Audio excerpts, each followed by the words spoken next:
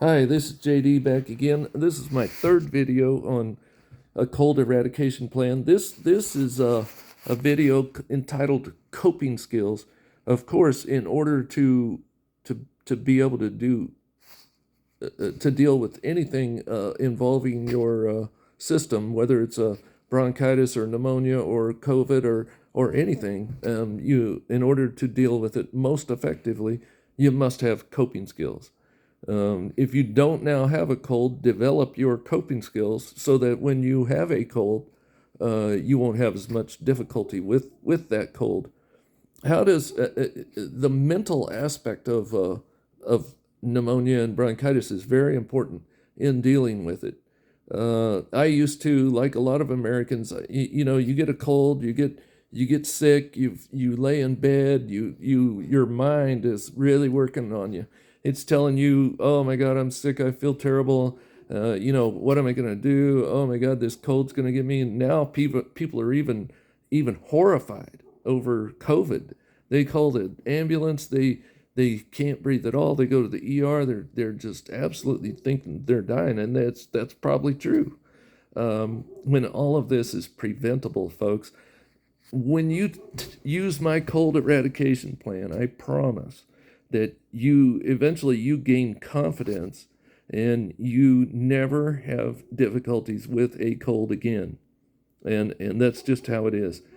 That confidence that you gain, it totally changes your mental outlook. Instead of saying, "Oh my God, I got COVID, I'm about to die," you're going to be saying, "Oh my God, a virus or a bacteria actually even thinks about attacking me," because they never last very long. And um, even at my very worst, the only thing I ever needed because I'm asthmatic would be steroids. The only drug I need other than my cold eradication plan.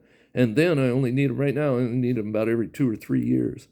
Uh, Most people who don't have asthma will never need anything other than my cold eradication plan. I promise you. All these people going to the hospital over COVID is ridiculous. The healthy ones, totally ridiculous. Um, anyway, so coping skills are very important though in this effort to eradicate your difficulties with upper respiratory illness. And so coping skills, it's important when you're talking about coping skills, it's important to discuss the non-positive coping skills first. In other words, if you're doing these things that aren't positive, you have to somehow be thoughtful about that first. Think about what you're doing that you shouldn't be doing. Just like when I was dealing with bronchitis, I had to quit doing what wasn't working, the antibiotics, before I could move on to something that does work. Think about what you're doing that's not working first. In coping skills, and this involves anything that you could possibly interact with. My ten coping skills that I'm about to reveal will have something to do with it. Human interaction is in one or all of these 10 things. You can't talk about an activity or a circumstance that humans get involved in that doesn't involve one of my 10 coping skills. And everything involved in life involves one of the 10 coping skills. This literally covers it all. I really love talking about coping skills. So anyway, I'm going to go over the non-positive ones. That would be anger, anxiety, depression, substance abuse, and personality disorder. So those are the five non-positive ones. If, in other words, if you have anger, anxiety, and depression, if you have anger, you have anxiety and depression. So if you have anger, anxiety, and depression, obviously getting all worked up over COVID or over bronchitis is not going to benefit you and actually make the cold or the COVID much worse. You're wasting your energy getting all riled up over anything. It's just wasting your energy. Now, if you have anger, anxiety, and depression, there are far more and better ways to treat about it than what I'm talking about here. So, if you have any of those three or all three, you should study those very, very well. And the main main person or the main way to get treatment for this is to discuss it with someone who has it. One thing that I don't have is anger, anxiety, or depression. And you might say, why? Well, when I had severe bronchitis for 25 years, it got rid of all my anger, anxiety, and depression. I never developed those things because I never had a chance to. So there's something positive over having severe bronchitis for a long, long period of time. I guarantee you, if I got depressed during the time when I had severe bronchitis, I wouldn't still be around. I promise you that. It developed a strong will to live, and that's useful.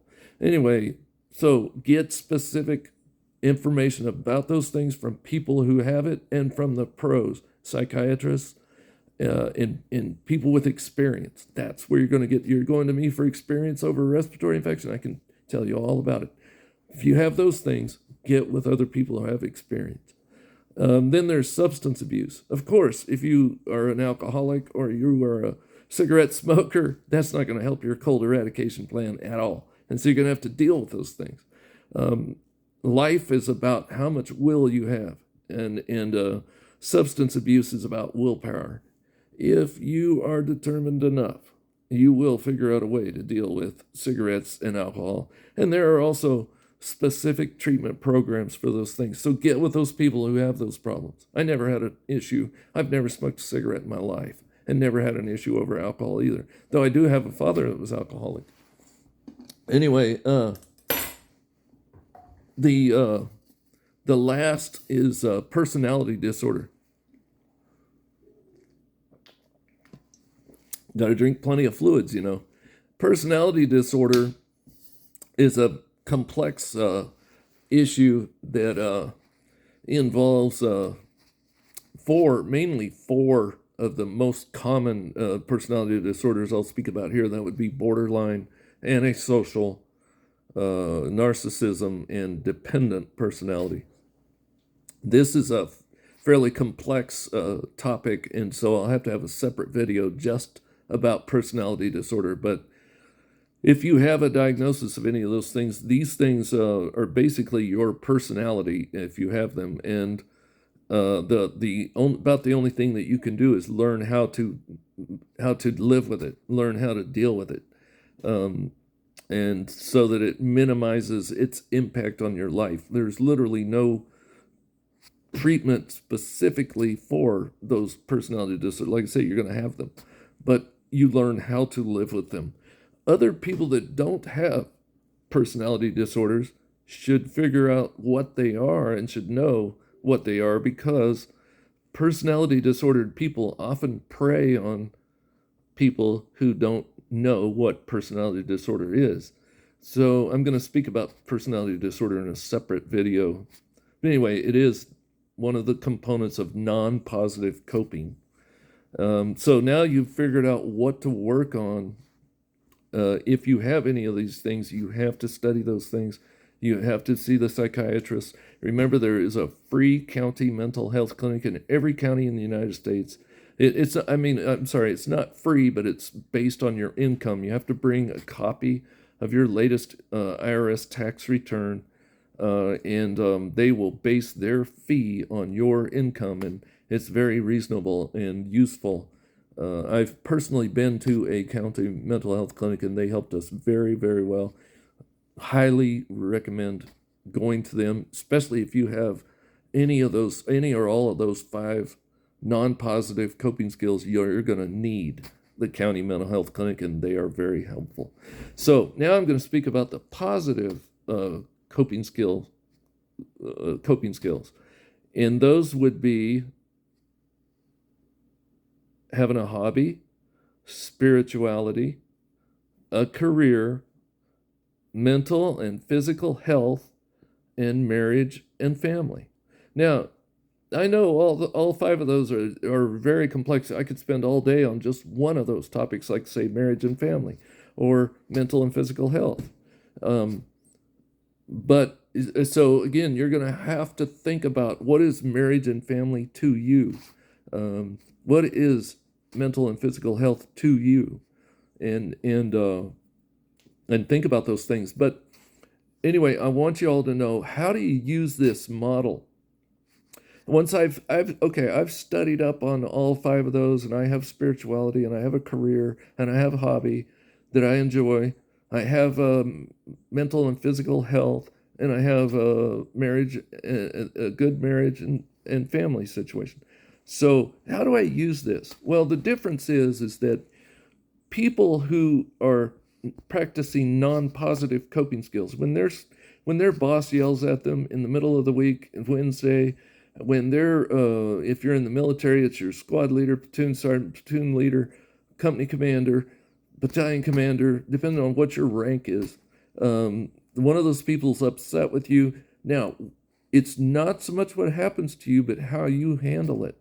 So if you're one of those leaders, whether in civilian life or military, yells at you, and now what is your response to that?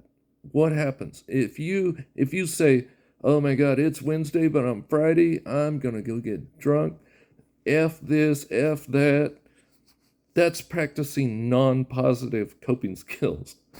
On the other hand, though, if your boss or whoever yells at you, or your wife yells at you, or your children yell at you, or whatever, if they do this on it, whenever they do it, you're going to think about the first time that you have free, and you're going to say, "Wow, it's going to be great." You're going to go running, or when I was in my 20s, I ran every day. It is a wonderful outlet, particularly for younger people. As I got older, I didn't need to run near so much, and difficult to run now at 59. But anyway, you're thinking about one of the positive coping skills. Your boss yells at you, "I'm going to go home and hug my wife."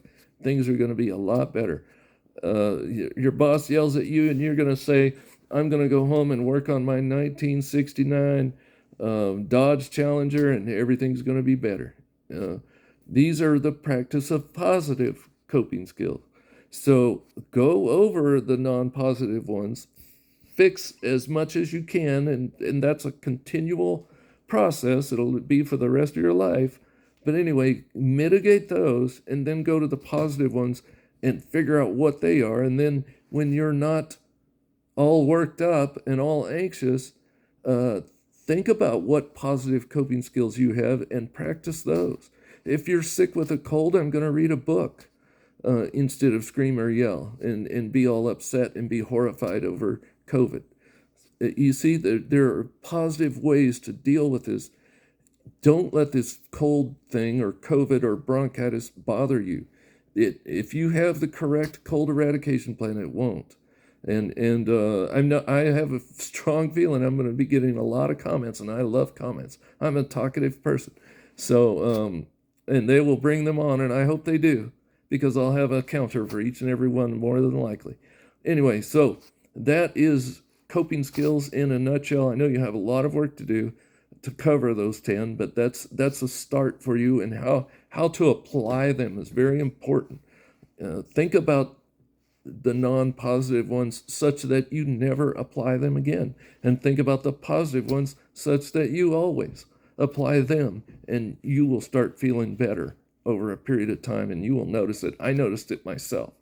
So that's my video on coping skills. I do appreciate you all very much. Please comment. I will answer every single one if I possibly have a chance. Take care and have a great day.